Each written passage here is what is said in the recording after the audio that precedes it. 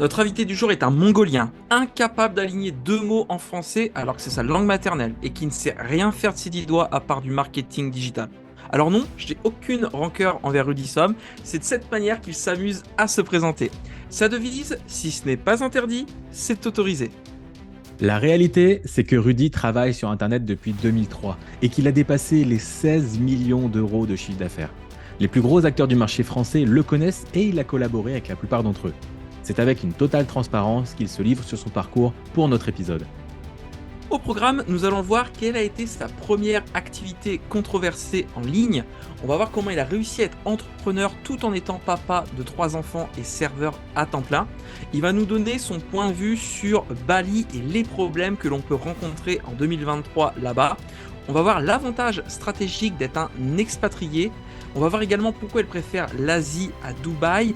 Il va aussi nous donner son point de vue sur le business en ligne. Est-ce la fin de l'abondance ? On va voir comment a réagi Rudy suite à sa condamnation de 500 000 euros par l'État français. Il va nous montrer également son plan pour faire 100 000 euros par mois de manière récurrente. Et on va voir également les 4 critères pour trouver un bon partenaire business. Mais ce n'est pas fini.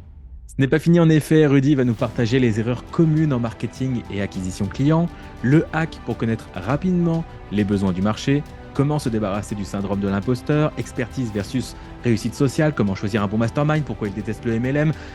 Vous l'avez compris, il va nous livrer énormément d'éléments et on terminera bien sûr par le fameux portrait chinois. Avant de découvrir tout ça, pense à liker cette vidéo et à t'abonner à la chaîne YouTube 1, 2, 3 Business. On lance le générique et on démarre. Bonne écoute. Bonne écoute. Vous savez, la plupart des entrepreneurs qui veulent se développer sur Internet se retrouvent souvent seuls face à leurs problèmes. Dans ce podcast, on vous partage nos meilleurs conseils, anecdotes et retours d'expérience afin que vous trouviez les meilleures idées pour vous développer tout en passant un bon moment. Je suis Meryl Camus Je suis Christopher Cerceau. et bienvenue dans 1, 2, 3 Business.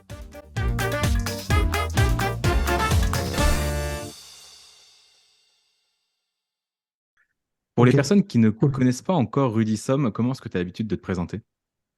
Un vrai mongolien. Je suis trop faute d'orthographe par ligne. Je bafouille, je m'exprime en français alors que c'est ma langue maternelle. Je sais rien faire de mes mains, à part un truc, c'est le marketing digital. Et voilà, je me définis comme un gros hacker. Et statistiquement parlant, je suis bien meilleur en accélération de croissance qu'en stabilisation d'entreprise. Trop bien. Donc toi, J'adore ton ce but, pitch. c'est d'aider les entreprises à scaler, du coup, c'est ça. À la base, c'est pas mon but, mais c'est ce pourquoi je suis doué. Enfin, je suis plus doué pour ça, en fait. Tu vois, il y a des croissances rapides et violentes. J'en ai vécu plusieurs. Euh, Et là, je commence à me faire cette idée, en fait, c'est que c'est vraiment là-dessus que je suis bon, quoi. Tant, tu vois, j'ai les compétences techniques pour être bon là-dedans, j'ai l'expérience pour être bon là-dedans, et j'ai aussi le mindset pour être bon là-dedans, quoi. Tu vois, je suis un vrai bourrin en marketing, et tu vois, j'ai beaucoup de data, vraiment beaucoup. Je pense, je connais personne qui ait autant de data que moi, en fait, réellement. Donc, tu vois, tout ce que aujourd'hui, la plupart des hypothèses que je formule, il y a toujours une petite histoire, j'ai toujours une petite histoire, anecdote à raconter pour appuyer le fait que c'est data-driven. Ouais, j'adore. C'est à la fois ultra carré parce que tu as de la data, des chiffres pour t'aiguiller et à la fois tu as ce mindset un peu bourrin pour exploser les chiffres. C'est, comment ça t'est venu ça dans ton parcours? Parce que tu n'as pas commencé par là. Ouais. Bon, comme je disais, je suis un vrai mongolien, j'ai arrêté l'école à 14 ans, j'ai fait 11 ans dans la restauration. Puis, j'ai eu des événements très difficiles dans ma vie, donc j'étais papa la première fois à 21 ans, une deuxième fois à 23 ans, une troisième fois à 25 ans. Et à cette époque-là, j'étais encore serveur. Et donc à cette époque-là, j'étais encore papa 2 fois seulement. Euh, on habitait à Paris intramuros. Et avec mon salaire, en fait, je m'en sortais pas pour nourrir cette petite famille. La mère de mes enfants, on avait calculé que c'était pas rentable pour elle de travailler parce qu'il fallait payer une nounou. Et, mais avec mes 1 500 euros plus 1 000 euros de pourboire, on s'en sortait pas. Et puis en fait, je cumulais l'aide d'impayé. Et jusqu'au jour où je me fais couper l'électricité alors que j'ai des biberons à réchauffer. Et là, je te laisse imaginer à quel point tu as l'impression d'être une merde en tant que père de famille. Et tu vois, Mhm. cette période si difficile, ça a été paradoxalement aussi un des plus beaux cadeaux de la vie, parce que c'est là que j'ai compris que personne n'allait venir me sauver, que c'était pas la faute aux autres. Enfin, du moins, j'étais le seul responsable, j'étais le seul à pouvoir changer quelque chose. C'est ce jour-là que j'ai arrêté de m'inventer des excuses et j'ai commencé à faire ce qui me faisait peur. Voilà. Et donc, je me suis posé la question comment je pourrais faire. Donc, à cette époque-là, quand même, je gérais la communication pour une web radio euh, parisienne. Et donc, on faisait du streaming. Je parle de ça, on est en 2005. Hein. Et je savais, j'avais tout de suite détecté le potentiel du streaming. Et là, je me suis posé la question, OK, si je veux faire de l'argent avec Internet, c'est quoi, où est-ce qu'il faut aller? Là, je me suis posé la question, euh, un mec, la première fois qu'il va sur Internet, qu'est-ce qu'il fait? Il cherche quoi? Ah, je vous pose la question à vous. La première Comment fois gagner, qu'il comment devenir riche, comment gagner de l'argent, ou comment avoir plus de relations, ou comment perdre 20 kilos. C'est un des trois en général.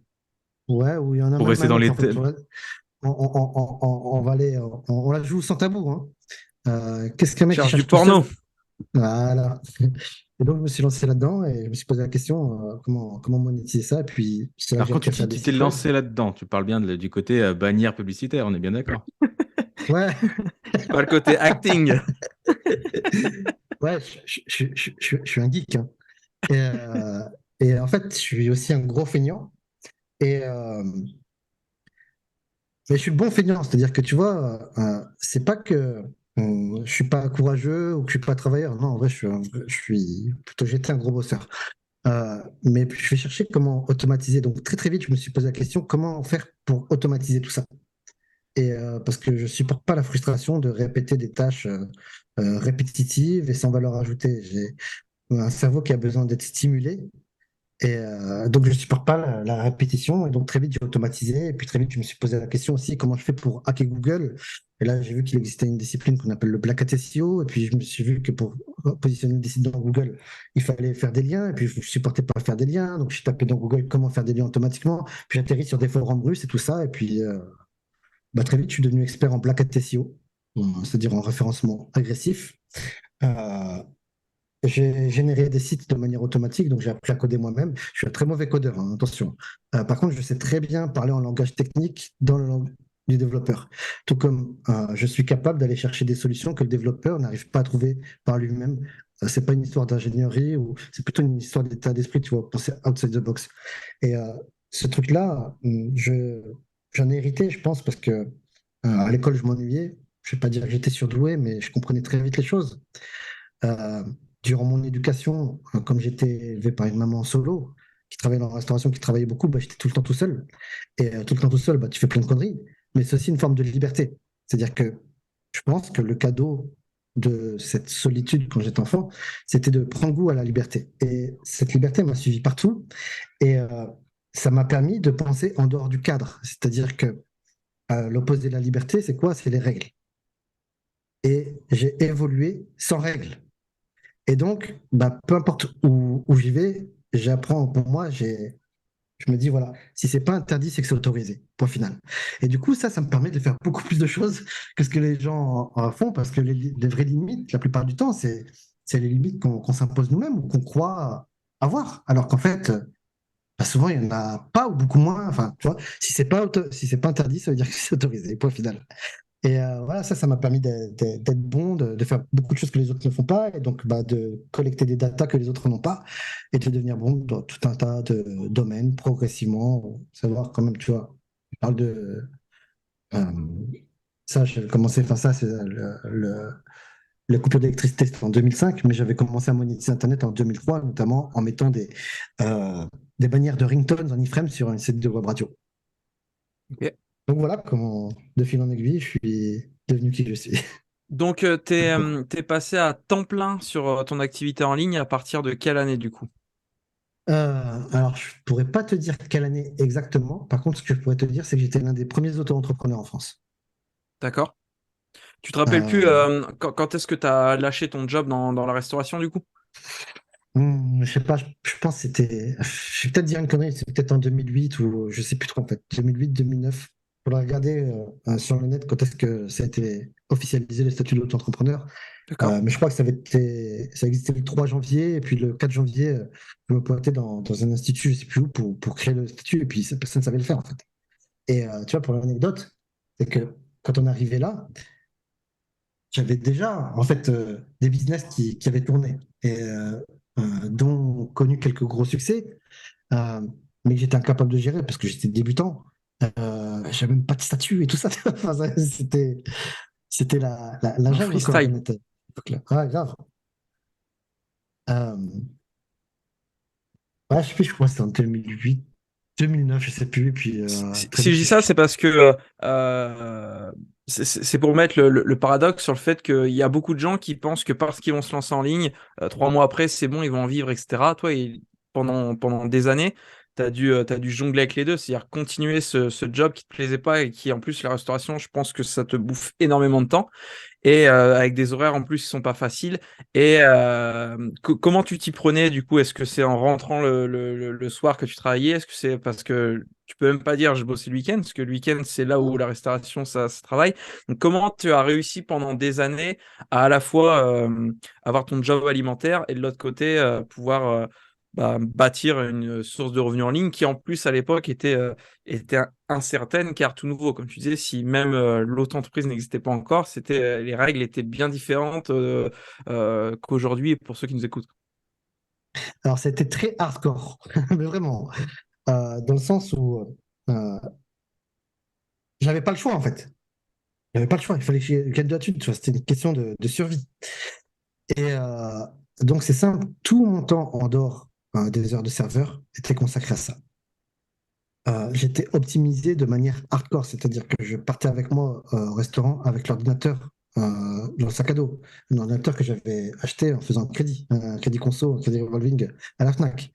Euh, Pendant que mes collègues mangeaient, enfin, tu vois, dans les restaurants, tu dînes ensemble, enfin, avec tes collègues. Moi, à chaque fois, j'étais une table à part. Enfin, j'étais genre un peu le cassos, tu vois, qui était cassos, le geek, là, qui était avec son ordinateur non-stop. Et quand je rentrais le soir, donc ce qu'il faut savoir, c'est que, donc ça dépend des phases, mais il y a eu des restaurants où je bossais en coupure l'après-midi et d'autres où c'était de 9h à 1h du matin.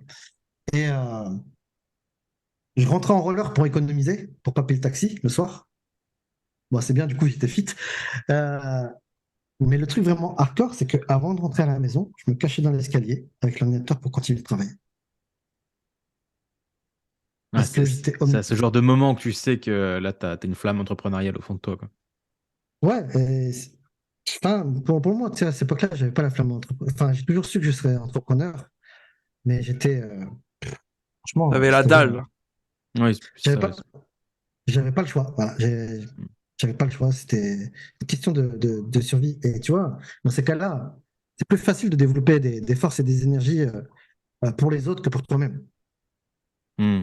Parce que souvent, on s'interdit de faire les choses pour nous parce qu'on est persuadé au fond de nous qu'on ne mérite pas.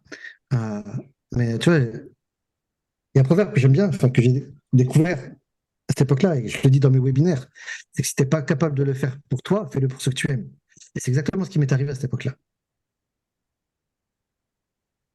Ouais, c'est super intéressant parce que si tu as un rendez-vous avec quelqu'un le lendemain à 9h, tu vas tout faire pour y aller et tu vas t'excuser si tu as du retard.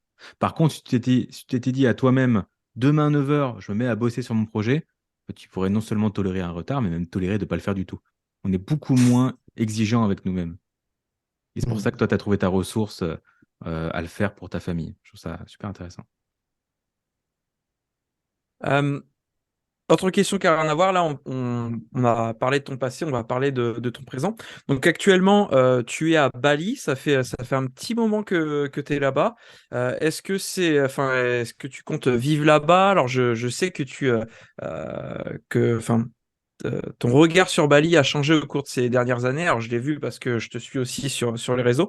Mais du coup, ceux qui te découvrent ne savent pas quel est ton point de vue là-dessus. Donc, voilà. Que penses-tu de Bali et quels sont tes projets là-bas? Alors, je suis en Asie depuis le mois de décembre. Depuis, j'ai fait des allers-retours entre plusieurs pays, quoi. Je suis allé au Cambodge 2 fois, je suis allé au Vietnam 2 fois, je suis allé en Thaïlande, je crois, 2 fois, je suis allé en Malaisie, je suis allé à Bali, je suis ressorti, puis je suis retourné à Bali. Là, bientôt, je vais partir retourner au Cambodge pour voir mon père. Et après, je rentre à la maison à Marrakech pour une durée indéterminée. Mais avec mon épouse, on a déjà prévu de faire beaucoup de va-et-vient, quoi. Bali, je suis allé en 2017, en 2020, donc j'ai pu voir une évolution. Et là, notamment, bah, il y a beaucoup de Russes et d'Ukrainiens. Euh, qui ont fui la guerre, hein, donc on va pas le reprocher. Mais du coup, tu en as plein qui ont besoin de bosser, et ça pose un problème migratoire, dans le sens où enfin, les gens qui sont dans le web, c'est OK, tu vois, et ils ont leurs clients à l'extérieur. Mais tu en as beaucoup qui, parce qu'ils n'ont pas le choix, parce qu'ils ont besoin de bosser, ils font ce qu'ils peuvent ici et se retrouvent à monter des sociétés de location de scooters sans avoir de société, ou même vendre des cours de scooters, ou tu as des nanas qui font de la coiffure ou de la manucure ou des eyelashes ou les injections d'acide UV. Enfin, elles travaillent. Mais ces gens-là, en fait, ils font des travaux que les balinés font, peuvent faire. Et c'est ça ce qui pose un problème. En plus de la minorité qui fout le bordel. Mais ça, voilà, c'est dans tous les pays. Il y a toujours une minorité qui fait le bordel. Et on voit qu'elle, en fait. Mais voilà, il y a ce problème-là qui pose un problème aux balinés, à juste titre. Euh, Ils disent, ouais, vous êtes les bienvenus, mais vous êtes les bienvenus en tant que touristes, pas Ouais. pour faire ce qu'on fait. Mm. Euh, donc avant, j'étais à Ubud et j'avais trouvé qu'il y avait vraiment beaucoup, beaucoup de risques. Maintenant, je suis à Canggu, parce qu'il y a beaucoup d'expats et de digital nomades. Euh, Ubud, c'est le centre, hein, Soit il y a c'est là moins où il y a de... la jungle, tout ça. Ubud, c'est le Scale Centre, c'est la capitale culturelle de Bali. Et là, je sais pas, soit je suis habitué, je les entends plus, soit c'est plus mixé.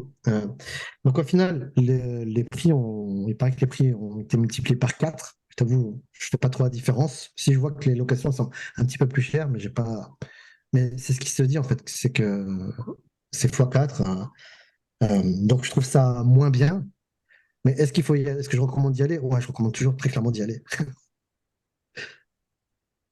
Donc c'est peut-être un petit peu moins intéressant qu'avant, mais tout aussi intéressant, surtout pour nous qui avons des profils à travailler sur le web. Alors j'ai fait un reel tout à l'heure. J'étais au sunset, au coucher de soleil, quoi, et je m'étais dit, voilà, c'est magique, mais ce qui est le plus magique, c'est pas le sunset, ce qui est le plus magique, c'est les gens autour du sunset. C'est-à-dire que tu vois quand même, euh, là, tu vois, il y a 4 jours, j'ai décidé d'organiser un meet-up, et en l'espace de 3 jours, j'ai réuni 20 personnes, 20 professionnels du marketing digital francophones à Bali, ça va être à 10 000 d'ici, quoi, en 3 jours. Vraiment, à l'arrache, j'ai lancé une campagne publique sur YouTube, une sur Facebook, et je pense que j'ai mis peut-être 50 balles ou 60 balles sur chacune des régies. Et tu vois, j'ai réussi à connecter tout ça seulement en 3 jours. Il y a une bonne J'habite, communauté, en fait. ouais, et tu vois, j'habite à Marrakech, en 7 ans, j'ai pas réussi à faire pareil, quoi. Euh, Ouais, c'est c'est ouf. vrai ça.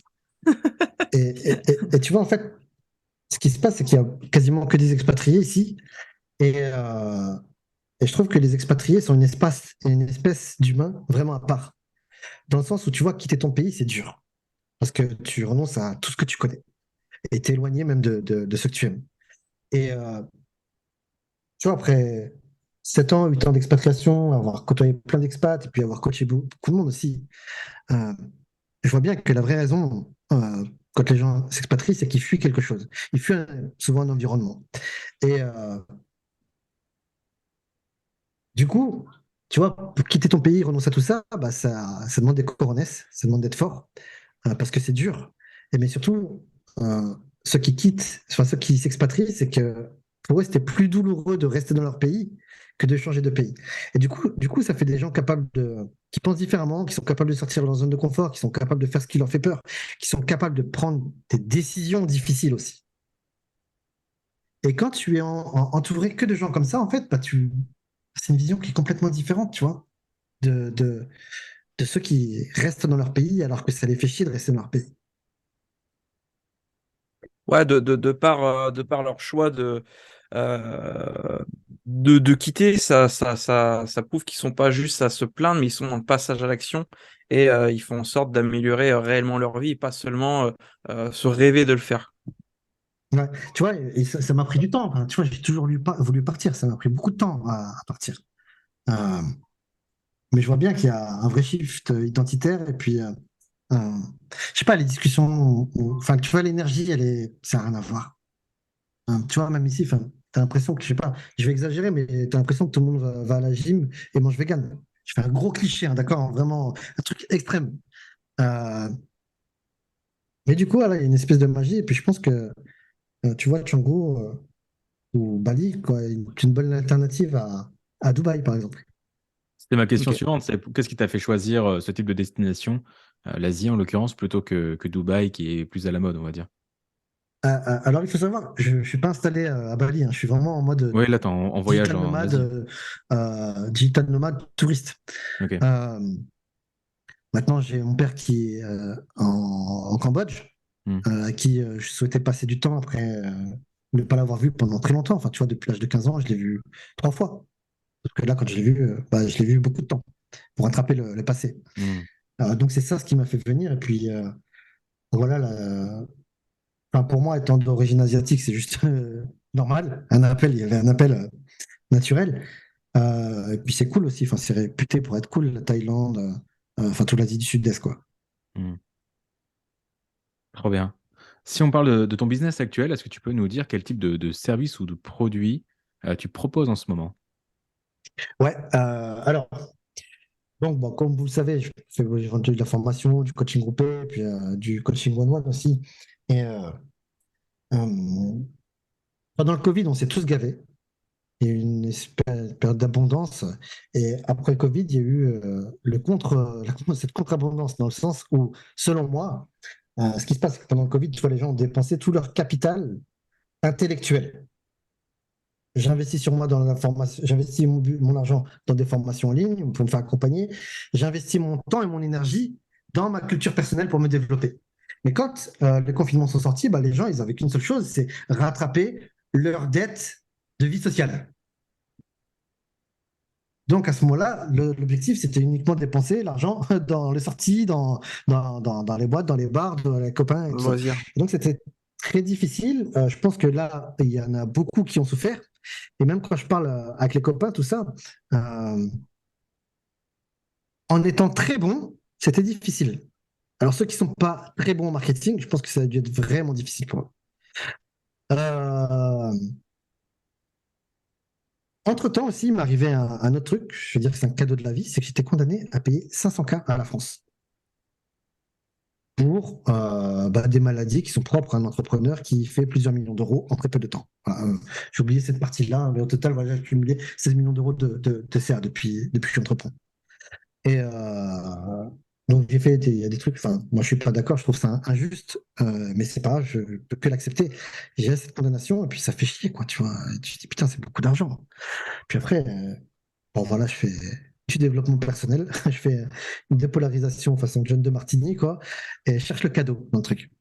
Et le cadeau, c'est quoi? Je lui dis, moi, je dois 500K à la France, et pas toi, hein. Du coup, je veux avoir plus d'énergie, tu vois. Et euh, je me dis aussi, bon, vas-y, 500K, c'est beaucoup, mais si tu fais 100K par mois, c'est pas beaucoup finalement. C'est 5 mois de boulot, quoi. Et je me suis posé la question, ok, c'est quoi le meilleur moyen de réussir à faire 100K tous les mois? Parce que tu vois, en tant que marketeur, faire 100K un mois, c'est facile, entre guillemets. Tu vois, tu fais un lancement, si tu as déjà une audience, tu secoues l'arbre, tu as plein de feuilles qui tombent. Mais faire 100K tous les mois, là, c'est un autre game, tu vois. Et je regarde derrière moi. Et c'est là que je me rends compte que toutes les fois où j'ai fait le plus de thunes, j'étais aux commandes du marketing uniquement. Et tu avais une C'est-à-dire équipe qui que gérait le soit reste, c'est ça? Ouais, enfin, soit c'était une équipe, soit je faisais de l'affiliation, enfin, ou Hmm. alors je poussais les produits de quelqu'un d'autre. Mais tout ce que je faisais, c'était uniquement tunnel, media buy, copywriting, closing. Voilà. Hmm. Je m'occupais pas du produit, du tout. 100% de mon énergie est là-dessus. Et euh, tu vois, enfin, des succès, j'en ai connu sur une douzaine de business, tu vois. Euh, et c'est là que j'ai compris que, ouais, en fait, peut-être que ma zone de génie, justement, c'est juste accélérer les autres. Et c'est peut-être ce que je devrais faire. Donc, c'est là que j'ai relancé une nouvelle offre que j'ai appelée Elite Consulting, où mon but, c'est accompagner une poignée d'entrepreneurs, euh, m'occuper de tout leur marketing, en fait, c'est simple, Elite Consulting, je deviens ton directeur marketing et ton directeur technique. Toi, tu t'occupes du produit, tu t'occupes de délivrer. Moi, je m'occupe uniquement de l'acquisition client. Et donc, tu vois, c'est une belle offre où je suis très investi, où on est presque associé, tu vois, dans le sens où, en plus des frais de setup, je vais prendre un pourcentage sur les bénéfices, un gros pourcentage sur les bénéfices, presque comme si on était associé. Mais ce qui me permet de m'impliquer À très fort. 200%. Ouais. Où tu vois, mon but là, aujourd'hui, j'en ai deux comme ça. Là, j'en cherche un troisième. Et le but, c'est d'en avoir quatre ou cinq maximum, tu vois, où euh, j'ai beaucoup de travail au départ en amont. Mais une fois qu'on est market fit, en mass market, qu'on a le bon tunnel, les bons prospects, c'est les bonnes campagnes pub, ben voilà, après, je peux me dégager, enfin, je peux prendre la distance là-dessus, tu vois, et me contenter de me pignoler sur les statistiques le soir avant d'aller dormir. Et C'est tu vois, ça, c'est ce que j'ai fait enfin, sur plein de produits, tu vois, euh, notamment en affiliation. Et donc maintenant, je cherche à faire ça directement avec des product owners, parce que les profits sont bien plus intéressants. Et puis, il y a plus de souplesse aussi. ok. Donc voilà, où est-ce que je mets mon énergie maintenant. Finalement, tu as glissé vers une forme d'équité. Equity, je veux Ouais, dire. c'est ça, c'est carrément, Mm. c'est de l'equity. Mm. Moi, ça m'était inspiré quand même aussi pas mal par. Ah putain, merde, j'ai plus son nom, je suis désolé. Maxime, Maxime. euh, je crois qu'il est passé sur votre podcast aussi, non? Pas sur le podcast, mais je l'avais interviewé il y a quelques années. Mais il est sur la liste. Ok. Voilà, donc tu vois, j'étais rentré dans son webby et puis ça, en fait, il a mis des mots sur des choses que je cherchais à faire sans les trouver. Donc d'ailleurs, j'ai prévu un moment, je sais pas quand, mais j'ai prévu d'atterrir son mastermind parce qu'il a l'air cool. Je pense que ça me ferait gagner beaucoup de temps. Mais, donc ouais, c'est exactement ça, tu vois, de equity. Trop bien. Je pense que dans les semaines à venir, je vais refaire quelques lancements classiques en mode infopreneur, tu vois, ou webinaire, ou pour vendre de la formation ou du coaching groupé. Mais tu vois, maintenant, quand je vais le refaire, ça va être avec l'unique intention ferme de trouver des partenaires equity. Parce que tu vois, trouver les bons partenaires, c'est pas facile. Tu vois, faut que la personne ait un vrai produit, il faut qu'elle soit experte dans son art. On a besoin qu'elle ait déjà du track record. Mais au-delà de ça, en fait, ces trois critères-là sont insuffisants. Il y a un facteur mindset qui est réel. Et ça, c'est vraiment difficile à trouver. Parce que tu vois, acquérir de l'expérience, bon, ça s'acquiert. Product market fit, tu vois, à force de tester, de se casser les dents, de se relever, tu finis par le trouver. Euh, donc, track record, ben voilà, avec les années, tu l'acquiers. Mais la personne qui va s'autoriser cette abondance, ça peut paraître perché, mais c'est pas facile à trouver, quoi. Tu vois, je vois, tu vois, j'étais spectateur plein de fois de gens qui se sabotent au moment où il y a plein d'abondance qui arrive parce qu'ils arrivent pas, parce qu'ils sont persuadés de ne pas mériter tout ça. Donc, tu vois, j'envisage ouais, de refaire des lancements, vendre des formations, des trucs comme ça, mais uniquement dans le but d'élever les gens comme ça pour trouver ces partenaires-là. Et toi, c'est ton rôle aussi, du coup, de guider leur mindset ou au-delà de gérer la partie marketing, de gérer aussi cette partie mindset pour qu'ils acceptent ça? C'est quelque chose que toi, tu Ouais. prends en charge ou... Alors, c'est quelque chose que je prends en charge, mais que je ne vends pas. Et aussi, tu vois, j'ai bien vu que donc ça, je le fais, tu vois, dans le parcours. Il y a des moments où, voilà, on parle jamais de mindset, et puis d'un seul coup, boum, il y a un blocage, j'arrive à le détecter, et puis j'arrive à le dépasser. Mais je vois bien qu'il y a un moment, en fait, où, en évolution personnelle aussi, il y a des phases, en fait, qui sont incompressibles. Tu vois, par exemple, j'ai appris aujourd'hui à laisser les gens faire des erreurs. Moi, je vois le truc venir, mais je sais très bien que ça sert à rien que j'intervienne parce que si j'intervienne, ça va faire du forcing. Ou alors je vais rentrer dans une forme de triangle de Karpman, Mm. triangle dramatique avec le sauveur, persécuteur et la victime. Donc voilà, maintenant j'ai le recul, tu vois, en tant que coach, que vrai coach. Tu vois, dans le passé, je me croyais coach, mais en fait, j'étais juste formateur. Maintenant, je suis un vrai coach et donc j'accepte ce truc-là et je fais de mon mieux pour accélérer la personne. Des fois, il y a des choses que tu peux pas la bousculer là-dessus. Enfin, tu vois, la personne, elle en a envie aussi, tu vois. Et parce que dans ton évolution personnelle, cette évolution identitaire, ça veut aussi, pour évoluer, ça veut aussi dire renoncer à certaines croyances, notamment des croyances dont tu peux avoir hérité et maintenir cette croyance te permet de rester connecté au contact de quelqu'un que tu aimes souvent. Euh, donc voilà, maintenant je prends de la distance avec ça et voilà, je sais très bien que euh, accélérer, enfin, tu vois, aller très vite, très loin avec n'importe quel produit, enfin, la plupart des produits, euh, c'est facile, entre guillemets. Mais tu vois, les vrais obstacles dans cette passance vont être dans l'identité et le mindset du partenaire. Qu'est-ce que tu entends souvent de la part des acteurs du marché avec lequel tu n'es absolument pas d'accord? C'est une super question, ça. T'avoue que j'écoute plus trop le marché. Euh, Il y a, je suis trop distant en fait de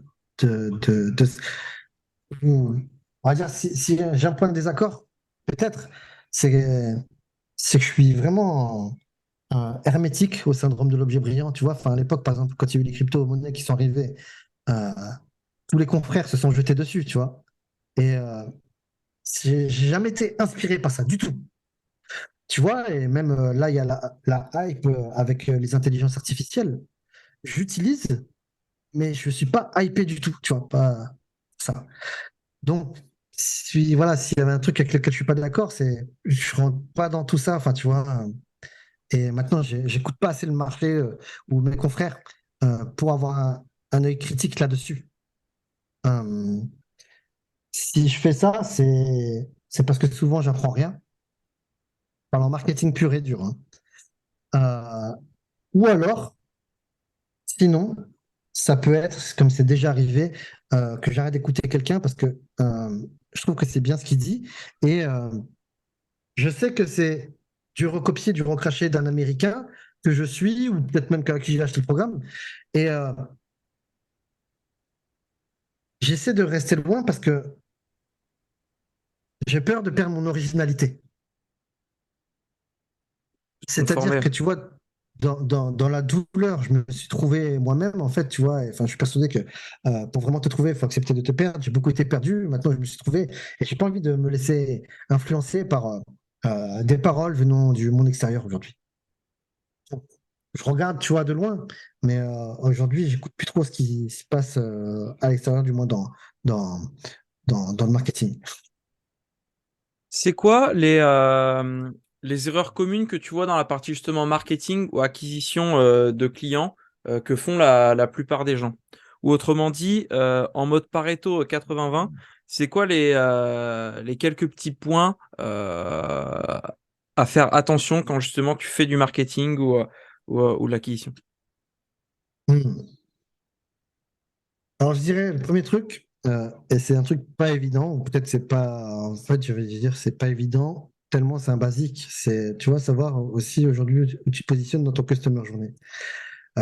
C'est-à-dire que j'ai fait cette erreur, hein, d'accord? J'ai même fait, j'ai fait l'erreur de mal conseiller des clients même là-dessus. Dans le sens où euh, je partageais ma vision du monde avec mes clients, où pour moi, la publicité, il n'y a pas mieux, c'est ce qui est le plus rapide. Tu as juste appuyé sur un bouton et boum, ça marche, entre guillemets. Euh, et en fait, tu vois, c'est parfait pour celui qui est, pour l'entrepreneur qui est déjà confirmé, qui a déjà son expertise, qui connaît déjà son avatar, qui a déjà son catalogue d'histoires et d'anecdotes, qui est expert dans son domaine, en fait, tu vois. Et conseiller ça à des débutants, comme moi je l'ai fait dans le passé, bah, c'est une erreur, en fait. Ah, il y a toujours des exceptions, tu vois. Enfin, j'ai vu des débutants aller très vite comme ça. C'est pour ça que je l'ai enseigné. Mais maintenant, je sais aussi que pour la majorité, c'est pas bon. Aujourd'hui, la majorité qui débute, je vais leur dire, bah, fais du gratuit, en fait. Partage de la valeur, donne du gratuit, donne du gratuit, donne du gratuit. Répète 15 000 fois les mêmes choses, accepte le prix à payer, que ça va te prendre 3 ans pour te faire connaître avec le gratuit. Mais en vérité, c'est les 3 ans dont tu vas avoir besoin pour acquérir l'expérience, pour acquérir les skills, pour répéter les choses. euh, Tellement de fois que tu es capable après de les dire en seulement 5 mots et que ça fasse mouche et que ce soit compris par tout le monde. Donc voilà, au début, juste fais du gratuit, entoure-toi. Et puis une fois que c'est, tu sais que tu es bon, tu sais qu'une fois que tu as du track record, ouais, passe à la publicité là directement. Maintenant, la, ce que je vois aussi, c'est que la publicité, ça marche bien sur du moyen terme. Enfin, plutôt, la publicité seule, ça marche bien sur du moyen terme. C'est-à-dire que tu vois, en termes de croissance, tu vois, un débutant, quand il va faire de l'organique, tu vois, il va avoir une courbe. La courbe, elle est là, tu vois, c'est long, tu vois, il va bouffer des radis pendant, pendant 1 an, 2 ans, 3 ans. La plupart du temps, il y a toujours des exceptions. Puis, voilà, à force de faire du gratuit, ça va commencer à monter. Voilà, comme ça. La publicité, ça va être une courbe plutôt comme ça, tu vois. C'est-à-dire, boum, ça monte direct. Puis après, ça va redescendre et ça va faire comme ça. Dans le sens où, au bout d'un moment, les gens, enfin, déjà, quand tu es nouveau dans le game de la pub, tu es une nouvelle tête, et puis ça crée de la hype, en fait, pour les gens. Enfin, tu vas avoir des gens qui vont te critiquer, et tu as des gens qui vont tout de suite être attirés par ta gueule. Donc, ça marche bien tout de suite, à court terme. Et au bout d'un moment, en fait, les gens, ils en ont marre de voir ta gueule en train essayer de leur vendre quelque chose. Donc, tu perds de l'intérêt. Bon, le coût de ton trafic qui va s'équilibrer parce qu'en même temps, il y a une marque qui commence à se construire et puis tu as une fanbase aussi qui se crée. Donc, ça s'équilibre. Mais au bout d'un moment, en fait, tu vois, ça redescend comme ça en termes d'acquisition. Et le top du top, en vérité, c'est de faire les deux. C'est de faire de la publicité et du contenu organique. Dans le sens où ton contenu organique va venir soutenir tes campagnes pub et montrer que tu n'es pas qu'un mec qui essaie de leur vendre quelque chose, mais qui propose beaucoup de valeur en parallèle. Euh, voilà les erreurs que je vois le plus fréquemment, c'est soit de se lancer dans la pub trop tôt, soit de ne pas en faire aussi, parce qu'honnêtement, une fois que tu es expert, honnêtement, je sais que ça fait peur. Enfin, moi, je me rappelle, tu vois, il m'a fallu 3 ans avant de me lancer dans la pub, alors que je voulais faire de la pub. Parce que je savais qu'au début, il fallait perdre de l'argent et ça me fait. J'étais pas OK avec ça, en fait. Tu vois, j'étais tellement dans un mindset de manque que j'arrivais pas à faire ce truc-là. Euh, mais une fois que tu le fais, si tu es expert, c'est bien la pub. Parce que honnêtement, ça te libère beaucoup, beaucoup, beaucoup de temps. Et ça t'accélère vraiment vite. Enfin, tu vois, aujourd'hui, un bon tunnel et des super campagnes pub, il n'y a pas mieux comme levier de croissance, quoi. C'est ce qu'il y a de plus rapide, de plus violent. C'est pas facile. Ça demande d'être très bon, honnêtement. Euh, mais quand ça marche, ça fait des miracles. Et c'est facile à mesurer en plus. On peut toujours mesurer l'organique, mais là, avec la pub, tu as des chiffres et du coup, tu peux scaler plus facilement. Ouais, Tout est je te rejoins. data-driven. Tu vois, tu sais, en fait, tu peux même. Le truc qui est bien, en fait, tu verras, quand tu commences à avoir de la trésorerie, c'est que tu peux mettre du budget pub pour acheter de la data. Dans le sens où, par exemple, tu peux lancer je sais pas, des faux campagnes de recrutement de webinaire ou de lead magnet ou de PDF avec des promesses. Tu fais une liste de 15 promesses comment obtenir X même sans Y en créant une fausse page ou un truc comme ça, euh, juste pour voir, pour lancer plein d'hameçons et voir le marché, qu'est-ce qu'il veut. Tu Hmm. vois? Ça fait gagner beaucoup de temps, tu vois. Qu'est-ce que tu dirais à un membre de l'audience qui souffre du syndrome de l'imposteur ou ne sait pas comment se positionner sur le marché? C'est très intéressant cette question. Il y a 2 points en fait. Euh, pour avoir vécu le syndrome de l'imposteur et puis pour avoir retourné le truc dans tous les sens pour savoir comment aider les personnes que j'accompagnais à dépasser le syndrome de l'imposteur, je peux distinguer avec le temps qu'il y a deux formes de syndrome de l'imposteur. Le premier, c'est quand tu ne te sens pas légitime dans ton domaine d'expertise. Souvent, c'est que comment tu ressens ça, c'est c'est soit que tout simplement tu es un imposteur et c'est vrai, tu n'as pas encore l'expertise. Ça, c'est un fait. Moi, j'appelle ça le syndrome de l'arnaqueur et je trouve ça bien, en fait, tu vois, quand tu le ressens, travaille gratuitement pour obtenir du track record et prendre confiance en toi. Ensuite, souvent, donc, le deuxième forme, enfin, le syndrome de l'imposteur va switcher vers le syndrome de l'expert où, comme tu sais beaucoup de choses, tu es conscient aussi de ce que tu ne sais pas et euh, tu te crois moins bon que ce que tu es déjà. Ça, en fait, c'est juste, bah, il te faut du track record avec les clients pour dépasser ce truc-là. Aide les gens, vends, close, aide les gens, obtiens des témoignages, et ça, tu vas le dépasser. Et pour moi, il y a le syndrome de l'imposteur prend une autre dimension bien plus profonde, qui est liée à ce que j'expliquais tout à l'heure. C'est celui qui estime ne pas mériter d'être expert, de ne pas mériter d'être heureux, de ne pas mériter d'être riche. Où en fait, il est imposteur non pas dans son expertise, mais dans la réussite sociale qui va avec l'expert qui est conscient Hmm. de son expertise. Intéressant. Et ça, je crois que c'est le plus dur à dépasser en fait. Et il n'y a que te faisant coacher par un vrai coach mindset que tu peux dépasser ce truc-là. Ouais, c'est beaucoup plus profond, hein. Ouais, ça c'est dur. Et la plupart des gens en fait vont jamais se rendre compte de ce truc-là, hein. Ils stagnent et tout, ils s'interdisent de réussir. Il y a que des coups difficiles, ou alors pour les autres, pour les enfants, qu'ils arrivent à dépasser ça. Enfin, pour ceux qu'ils aiment. Demain, tu as plein d'experts, tu vois, qui galèrent, qui gagnent 1000 euros, 2000 euros, 3000 euros par mois, alors qu'ils peuvent gagner beaucoup plus. Mais il n'y a que si ils doivent faire opérer leurs enfants, leur maman d'un cancer incurable, sauf par un truc des États-Unis qui coûte 50 000 euros, qui vont être capables de trouver cet argent, tu vois. Hmm. Tout à l'heure, tu parlais justement d'equity, de mastermind. Tu as déjà participé en tant que membre des masterminds. Si je dis pas de bêtises, tu as eu ou tu as aussi ton propre mastermind. Qu'est-ce que tu aimes dans ce format-là? Et comment tu fais pour choisir, ne serait-ce qu'en tant qu'utilisateur, pourquoi rejoindre ce mastermind A plutôt que le mastermind B? Une super question, ça. Euh, alors, j'en ai fait quelques-uns. Maintenant, je suis pas un grand habitué des masterminds. Je connais qui font bien plus que moi. Et en fait, en vérité, je pense que ce serait bien que je participe encore plus à des masterminds. Euh, Ce qui est bien, en fait, ce qui est vraiment chouette et tu trouveras nulle part ailleurs que dans les masterminds, c'est la vision des gens qui y sont. C'est-à-dire que plus tu as de réussite, plus tu es développé et plus c'est difficile de trouver des gens qui sont comme toi. Tu vois, aujourd'hui, moi, j'ai très peu de vie sociale parce que je suis incapable de, de supporter, de partager mon oxygène avec des gens qui n'ont pas une vision ou ne font pas les efforts pour décider de la vie à laquelle ils aspirent. Tu vois, j'ai l'impression de perdre mon temps. Et à l'opposé, quand tu vas dans les masterminds, tu vois, t'as que des gens qui sont très éveillés comme ça. Donc ça, c'est cool, ça te permet de côtoyer des gens qui sont, j'ai envie de dire, aussi rares que toi. Euh, un deuxième point pour bien choisir le mastermind, c'est qui est le facilitateur du mastermind. Tu vois, bon, il faut savoir, dans le passé, tu sais, j'étais vraiment un mec qui a un mindset gilet jaune, racaille de banlieue, de merde, quoi. Tu vois, j'étais le mec que je veux pas que ma fille rencontre, quoi. Et, euh, et tu vois, pour moi, les masterminds, c'est un truc de voleur et tout ça. Et la vérité, c'est que je pense que la qualité d'un bon mastermind, en fait, c'est qui est le facilitateur, qui est l'organisateur. Dans le sens où souvent on croit que mastermind, la valeur, c'est le temps que va t'accorder l'organisateur. Si tu attends du temps de l'organisateur, c'est pas un mastermind qu'il te faut, c'est un coaching ou un Mm. consulting one-one.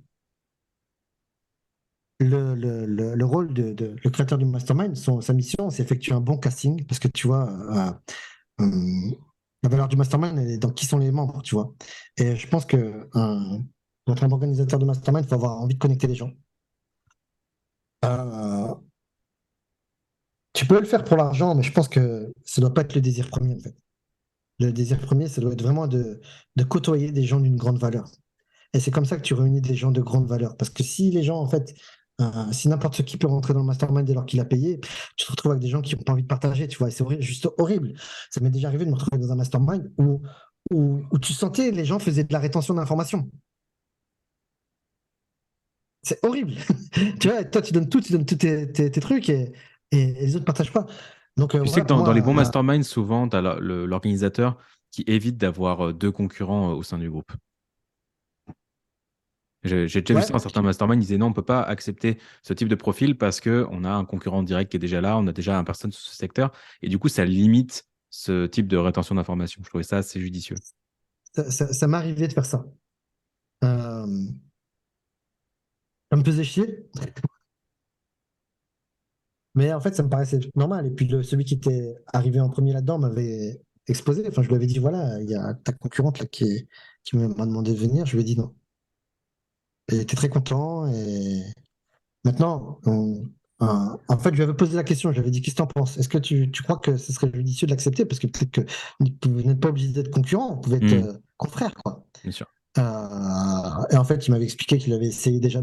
En fait, voilà, ça y est, je me rappelle maintenant. J'ai essayé tu vois, d'arranger les choses. Enfin, tu vois, si je pouvais avoir les deux, bah, en étant sincère, ça m'arrangeait. Mais j'en ai parlé et c'est là qu'il m'avait expliqué qu'il devait essayer de se rapprocher et que ça fitait pas, en fait, ça marchait pas. Et donc, compte tenu de cela, bah, la personne, je lui dis, OK, bah, je lui avais déjà dit non. Si tu m'avais dit, c'est OK, je serais retourné la voir pour lui dire, ouais, finalement, j'en ai parlé avec machin, et puis lui, il serait OK. Est-ce que toi aussi, enfin, tu vois. Et donc, il m'a dit non, ça marchait pas, et donc j'avais dit non. Donc, ouais, c'est une belle chose. Et voilà, je pense que le mastermind soit réussi, il faut que tout le monde soit transparent, puisse être transparent, puisse donner ses chiffres, puisse parler sans tabou, en fait. Je pense Hmm. que c'est vraiment la clé pour que ça marche. La transparence, ne pas pouvoir parler sans être jugé aussi, de manière à pouvoir créer des connexions qui sont extrêmement fortes Hmm. entre les membres. Et quand je dis Donc, j'ai jamais fait de gros mastermind. Quand je dis gros, c'est plus de 15 personnes. Euh, à 15, c'est bien. Enfin, tu vois, tu peux faire des immersions ensemble. Et, euh, et je trouve que, tu vois, quand tu as parlé avec quelqu'un juste avant d'aller dormir et que cette personne va être la première personne à qui tu vas parler le lendemain en te levant, il y a une connexion qui est très forte. Tu vois, tu rentres un petit peu dans l'intimité. Hmm, totalement. Et je pense que ça, c'est des super masterminds. Dans le sens où ouais, tu trouves une tribu. Maintenant, la tribu, elle est aussi éphémère, entre guillemets. Mais en tout cas, en termes de croissance personnelle, euh, je pense qu'une fois que tu as fait le tour des formations, parce que tu vois, au début, on prend des formations pour se former, mais au bout d'un moment, euh, la formation, ça fait son temps. Et le but, tu vois, justement, c'est. Je crois qu'on a besoin de toutes les expériences. Tu vois, au début, les formations, c'est bien. Après, on a besoin de coacher. Le coaching de groupe, c'est vraiment génial. Moi, j'adore ça. Après, tu passes au one-one et le master, au bout d'un moment, les masterminds deviennent une évidence, quoi, et la seule évolution en termes d'apprentissage. Ok, Donc, merci pour ton partage. Tu as peut-être une question, Christopher, avant qu'on entame la dernière non, partie? non, c'était pour rebondir. Ouais, finalement, ça dépend de où tu es, où tu en es dans ta carrière entrepreneuriale pour savoir, voilà, c'était plus formation, coaching ou mastermind. Mastermind, c'est un peu le dernier niveau du jeu, Hmm. entre guillemets. Non, tu peux rentrer dans des masterminds quand tu es débutant. Enfin, tu vois, on regarde typiquement les MLM, c'est quoi? C'est un mastermind pour débutants, quoi. Euh, Même Il y a un peu si de je ça. déteste ce modèle, tu trouves ta tribu, quoi, tu vois, et puis tu trouves des gens comme toi qui ont une vision, enfin, qui veulent changer les choses, qui veulent évoluer. Euh, Qu'est-ce que tu détestes dans Maintenant, le MLM? euh, c'est que tu vends des produits pas chers, qui te rapportent que dalle. Euh, ou, euh, Après m'y être intéressé, statistiquement parlant, c'est extrêmement difficile de gagner de l'argent. Je pense qu'on peut y arriver. Je pense que si demain je faisais du MLM, ça marcherait super bien pour moi. Mais parce que j'irais en mode marketing digital. Parce que tu vois, en réalité, l'affiliation, enfin, pour moi, c'est l'affiliation et le MLM, c'est la même chose. Sauf que l'affiliation, tu vois, bah, tu vas pas aller solliciter du réseau, mais tu utilises les outils du digital, quoi, pour taper sur plus de monde. Euh, bon, voilà ce que regarde, je réfléchis, tu vois, si par exemple, j'avais un de mes enfants qui entrait dans du MLM, qu'est-ce que je lui dirais? Bah, tu lui dirais, regarde ma vidéo que j'ai enregistrée en 2020, je défonce le MLM, ça va peut-être t'en mettre les idées en place. Ouais, mais je sais qu'il n'y croirait pas. En fait, tu vois, honnêtement, tu vois, il y a plein d'entrepreneurs aussi à succès qui ont démarré par le MLM. Tu vois, enfin, Ouais. c'est une bonne école au départ. C'est une bonne école au départ, c'est une bonne tribu. Tu vois, c'est aussi un bon moyen de sortir du mindset pourri qu'a la majorité de la population. Mais c'est toujours pareil, c'est une carrière pour seulement une minorité de personnes et c'est un rite de passage pour une majorité de personnes. Et si tu le prends tel quel, c'est OK. C'est juste que il faut faire correspondre tes attentes avec la réalité de ce modèle économique. Ouais. Mais quand tu veux, oui, il y en a plein qui ont fait du MLM avant de se mettre à leur compte. C'est bien pour débuter. Hmm. Maintenant, tu vois, un truc qui me dérange dans le MLM, c'est aussi l'aspect sectaire qu'il peut y avoir. Tu vois, ça, c'est un petit peu problématique. Mais bon, ça reste mignon à côté des vrais sectes, hein. Ouais, ouais, ouais. Oui, puis il y en a comme dit Meryl, ça sert de tremplin pour être entrepreneur. Il y en a aussi que ça leur permet d'avoir la révélation de dire, OK, je ne suis pas du tout fait pour l'entrepreneuriat. Et si déjà avec le MLM où la plupart des choses, la comptabilité, etc., ça a déjà été délégué par l'entreprise, si avec le peu de choses que j'ai à faire, bah, je n'y arrive pas, bah, peut-être qu'en fait, ça leur ouvre les yeux que bah, moi, je suis fait pour être salarié et ça leur permet de se rendre compte très vite et sans Hmm. avoir perdu énormément de temps, d'argent. Tu sais, tu viens d'ouvrir les yeux sur un truc qui m'énerve en fait dans le MLM. Un truc vraiment qui me pique grave. C'est justement ces networkers en fait qui te vendent une illusion euh, que eux nourrissent hein, d'ailleurs. Mais tu vois, ils te disent tiens, je vois des fois sur Instagram là, apporteur d'affaires ou influenceur voyage, machin. Et ils te vendent un truc que eux-mêmes n'ont pas atteint, tu vois. Et pour moi, ça, on est en plein dans le syndrome de l'arnaqueur. D'ailleurs, ça m'est arrivé déjà tu vois, quand je me fais prospecter justement par un de ces networkers, Il me disait, ouais, tu peux gagner 10 000 euros. Je lui dis, tu les fais, toi? Ou tu vois, combien tu gagnes? Ah, mais en fait, c'est pas une question de combien je gagne. Voilà. Et tu vois, là, il y a. Ça, je trouve ça vraiment touchy, quoi. Déjà, l'approche est mauvaise, hein, dans tous les cas. Très souvent, d'ailleurs. Ok. Merci pour ton point de vue sur le MLM et puis pour tout ce que tu nous as partagé. Je te propose, pour conclure cet épisode, de passer par le traditionnel portrait cambodgien. Ça va pas être un portrait chinois aujourd'hui, ça va être un portrait cambodgien. On s'adapte aux invités. Plus sérieusement, est-ce que tu connais ce petit jeu ou pas trop? Pas du tout. C'est très simple, on va te poser une petite dizaine de questions. Tu réponds soit en one shot, ou alors tu prends ton temps et tu justifies. C'est comme tu le sens. C'est les petites questions gamifiées de fin d'épisode. Donc, c'est des questions du type, Rudy, si tu étais un animal, Aigle. tu serais un aigle. Ok. Ouais. Si tu étais un livre, Euh, Robert Cialdini, influence et manipulation. Si tu étais un Et, film ou une série, Boiler Room, Les je connais pas Initiés. du tout. Euh, C'est quoi l'histoire? c'est la même histoire que le Loup de Wall Street.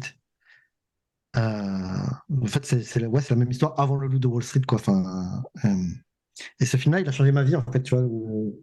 C'est simple, à cette époque-là, j'ai quitté mon taf de serveur pour aller travailler dans des call centers. Tellement j'avais trouvé ça impressionnant, que ça m'avait vendu du rêve. Et puis, c'était le tout premier rôle de Ben Affleck aussi, au moment où il fait un entretien d'embauche collectif. Et je dis, putain, un jour, je ferai ça. Et effectivement, je l'ai fait. Donc, ce film-là, il m'a beaucoup inspiré dans ma vie. C'était un game changer. C'est là que j'ai appris, que je me suis intéressé à parler pour convaincre, quoi, tu vois. Euh, donc voilà, ce film-là, il m'a vraiment beaucoup inspiré et il a changé ma vie. puis quand c'est Ben Affleck qui te vend le truc, t'as forcément envie de faire pareil. Allez voir, franchement, tous les closers et tout, c'est un film vraiment inspirant. C'est un vieux film, mais il est hyper inspirant, bien plus inspirant, je trouve, que le Loup de Wall Street. Si tu étais une personnalité vivante ou pas, laquelle serais-tu?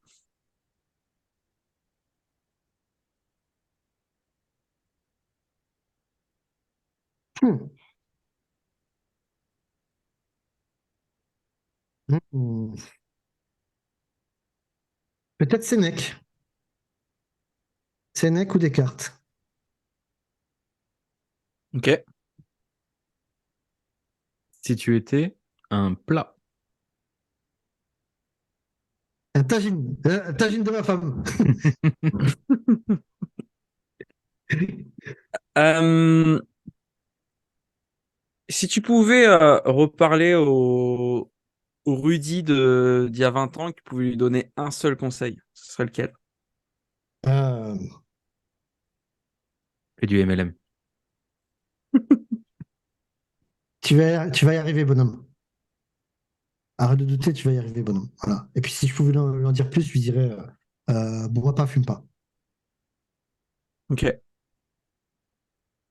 Si tu étais un super pouvoir, Lire dans les pensées. intéressant. Et j'ai ce pouvoir. le marketing, ça se rapproche de ça, en effet. Euh, bon, là, il est déjà 20 h chez toi, mais si là, ce soir, après cet épisode de podcast, tu pouvais dîner avec n'importe qui sur Terre pour t'aider à passer à la prochaine étape niveau business, tu peux choisir n'importe qui, tu dînerais avec qui? Ah, Nous, on est déjà pris hein, ce soir.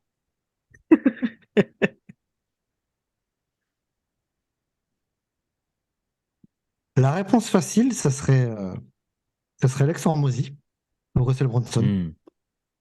Lequel des deux, du coup? Plutôt Hormozy, je pense. Euh, qui m'inspire le plus. En fait, Russell Brunson, j'aime bien l'écouter, et puis je trouve que tout ce qu'il dit, c'est juste et tout, mais je le trouve chiant, en fait. C'est-à-dire, d'un point de vue attractivité personnelle, il me parle pas en termes d'énergie. Par contre, Hormozy, oui. Euh,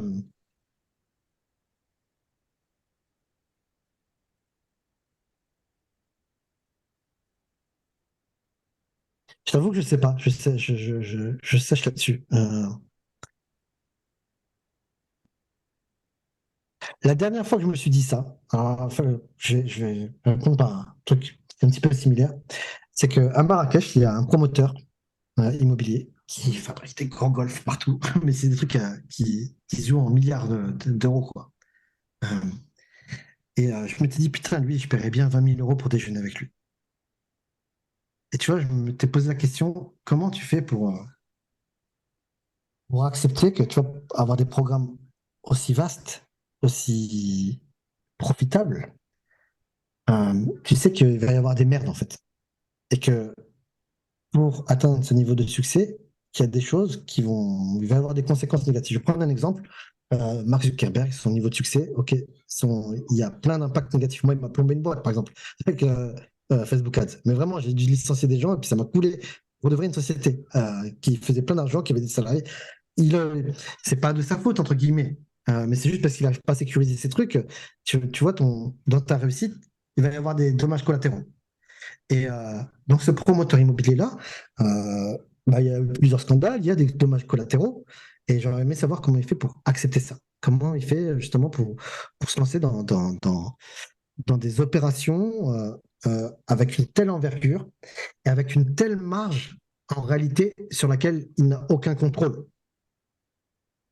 Il y a des gens qui vont acheter des biens, des villas, des appartements qui vont être pris, qui vont littéralement se faire arnaquer parce que ça a été mal construit. Et le mec, il va être OK avec ça. Parce que de toute manière, ça peut pas être parfait partout. Donc, tu vois, voilà, je connais même pas le nom du PDG de cette boîte. Mais je m'étais dit, par rapport à tout ce qu'il fait, j'aimerais bien. On m'a parlé de lui, on m'a juste dit que c'était un vieux crouton qui pige pas grand-chose au marketing digital. Euh, mais j'aimerais savoir, voilà, comment il gère ça, comment il arrive à obtenir des autorisations sur tant d'endroits aussi facilement, entre guillemets, et comment il accepte justement cette part d'incontrôle sur tout ce qu'il va créer.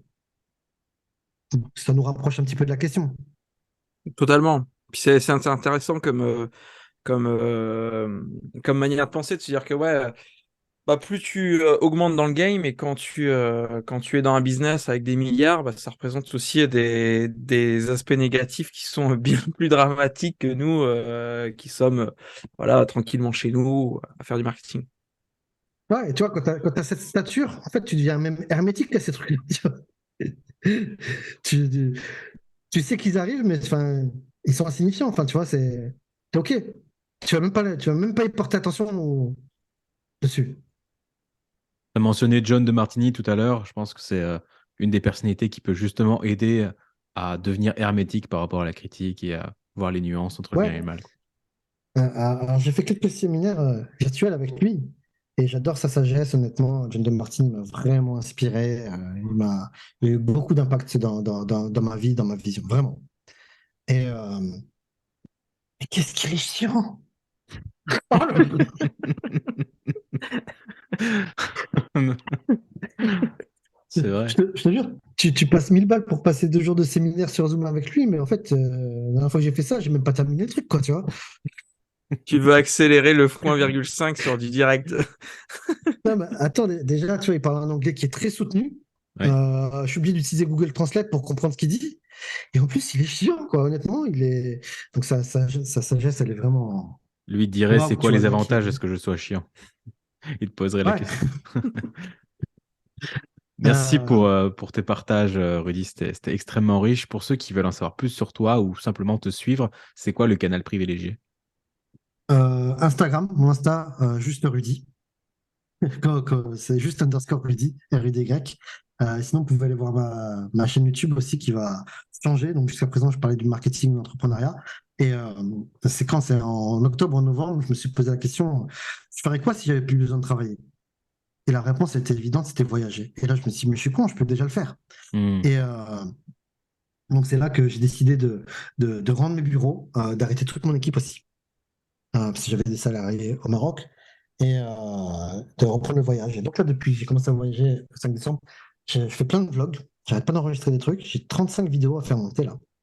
Et j'ai décidé, je m'étais posé la question, tiens, est-ce que je crée une nouvelle chaîne ou est-ce que je fais sur la chaîne existante? Et je me suis vraiment... tu vois, je suis capable de rester plusieurs semaines avec une question en fait. Et la réponse définitive et ferme que j'ai trouvée, c'est que actuellement, ma chaîne YouTube, tu vois, je pense que j'ai commencé en 2015, 2016. Et tu vois, je suis pas très satisfait de ce que j'ai posté dessus. D'ailleurs, ma chaîne n'a jamais décollé, hein. Je crois que j'ai 8500 abonnés seulement. Euh, Mais tu vois, tout ce qu'il y a dessus, c'est mon histoire, en fait. Et tu peux voir, en fait, l'évolution. Si tu Hmm. remontes sur mes premières vidéos, j'étais en burn-out, en dépression, enfin, tu vois, et ça se voit, en fait, sur ma gueule. Et donc, tu vois, à défaut d'avoir sur un film sur ma vie, je me suis dit, tiens, bah, cette chaîne YouTube peut me servir à documenter ma vie. Et donc, j'ai enlevé gros hacking, le suffixe gros hacking expert dans le titre de ma chaîne YouTube. C'est Rudy Somme maintenant. Et tu vois, bah, tous mes blogs voyage, enfin mes vlogs voyage, tout ça, je vais les poster dessus pour documenter ma vie. Et je me dis, c'est un truc très cool que je pourrais regarder avec mon épouse, avec mes enfants plus tard quand je serai vieux. Et je pense qu'à l'avenir, je vais créer une nouvelle chaîne YouTube qui parlera que de marketing digital, où cette fois-ci, je mélangerai plus vie privée, tout ça. Ce sera vraiment que du marketing digital pur et dur et du marketing avancé aussi, parce que j'en ai marre de parler des trucs de débutants. Ok. On te retrouvera là-bas en tout cas. Merci encore une fois pour ton intervention, Rudy, c'était un plaisir. Et quant à l'audience, évidemment, on se retrouve jeudi prochain, même jour, même heure, comme d'habitude, avec soit un nouvel invité, soit Christopher et moi qui allons partir en live. C'est le petit suspense de la semaine. En tout cas, j'espère que vous avez apprécié cet épisode. Laissez-le nous savoir en commentaire, évidemment. Si vous avez des questions, posez-les également. Si jamais Rudy est de passage, il jettera certainement un petit coup d'œil. Et surtout, bah, manifestez votre soutien pour savoir ce que vous avez pensé de cet épisode. Merci pour l'invitation, les gars. Merci à toi. Ciao. Ciao. Ciao.